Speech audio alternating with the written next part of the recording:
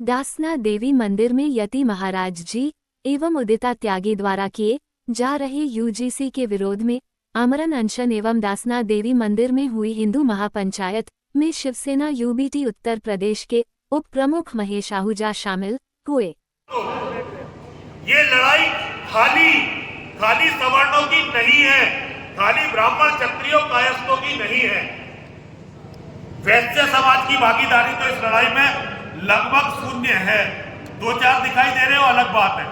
लड़ाई लड़ रहे हैं बेसिकली से ब्राह्मण क्षत्रिय और उनके साथ जो बोल रहे हैं मुखर होके वो हमारे ओबीसी के लोग हैं जो इसके खिलाफ बोल रहे हैं। दासना देवी मंदिर गाजियाबाद में यहाँ पर यति नरसिंह ने ये बैठक बुलाई है और हमारी उदिता त्यागी जी जो कि 6-7 दिन से भूख हड़ताल कावड़ में बैठे हुए थे दोनों, तो इन्होंने यूजीसी के विरोध में आज बहुत बड़ी महापंचायत बुलाई है। हम इसमें आए हैं। बराबर हम लोग ये सरकार से मांग कर रहे हैं कि यूजीसी कानून जो काला कानून है उसको वापस दिया जाए। ये हमारे बच्चों के भविष्य के लिए बहुत नुकसानदायक है।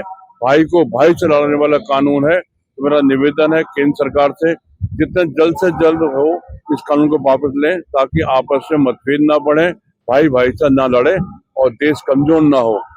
अच्छा ओझा जी, आपने हमेशा जो है देश और धर्म की बात किया है, हिंदुत्व की बात किया है।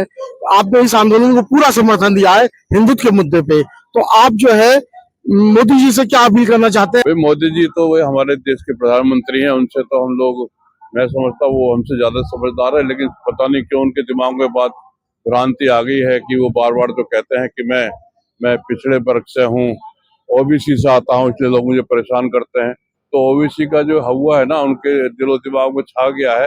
लेकिन इस इतने बड़े पद पे जाने के बाद ये उनको शोभा नहीं देता और उनको सब हिंदू समाज ने, देश के समाज ने उनको अपने पलकों में बिठाया है, देश का प्रधानमंत्री बनाया है। आगे भी चाहते हैं कि चौथी बार प्रधानमंत्री बने, लेकिन इससे भाई को लड़ाने से वो ये कोई अच्छी बात नहीं है। और जो वो चाहे, हम लोगों को लगता था कि ये स्वर्ण अक्षरों में उनका काल लिखा जाएगा, तो ये स्वर्ण अक्षरों में नहीं, ये और मतलब गलत अक्षरों में उनका नाम अंकित होगा। तो वो समझे इस बात को। देश धर्म के लिए आए हैं, आरएसएस से जुड़े हुए हैं, हिंदुत्व की बात करते हैं, बेशक वो मुसलमानों का काम करते हो।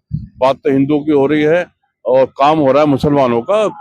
अभी 32,000 करोड़ कितना उनको अनुदान दिया गया है और आयुष्मान योजना भी वो भी उन लोगों के लिए लाभदायक हुई है जिनके 4 बच्चे, जिस परिवार 6 लोग हैं, वो हमारे हिंदू परिवारों होते इतने बच्चे हैं नहीं। पहले से आपने कांग्रेस ने और दूसरी पार्टी उनकी नसबंदी करा दी, 1-2 बच्चों पर आ गए हैं।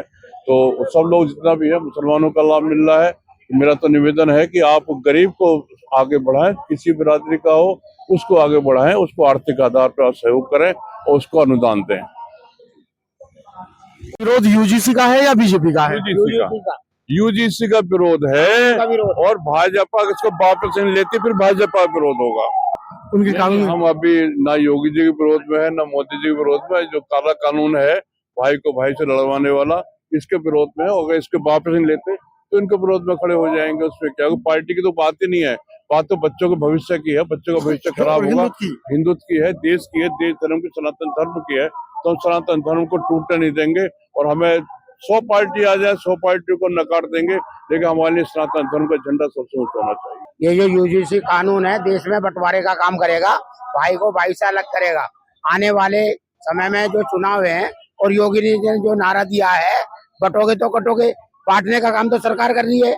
इस तरह सरकार थोड़ी बन जाएगी। उत्तराखंड में चुनाव है 2 साल बाद में, यूपी में चुनाव है, ये कैसे सरकार बना पाएंगे? इसका बहुत इफेक्ट पड़ेगा सरकार पर। ये आहूजा जी समाज के लिए, हिंदुत्व के लिए एक स्तंभ का रूप में काम करते आ रहे हैं और मैंने इन्हें अपना गुरु माना है, राजनीतिक गुरु पूरी तरह से।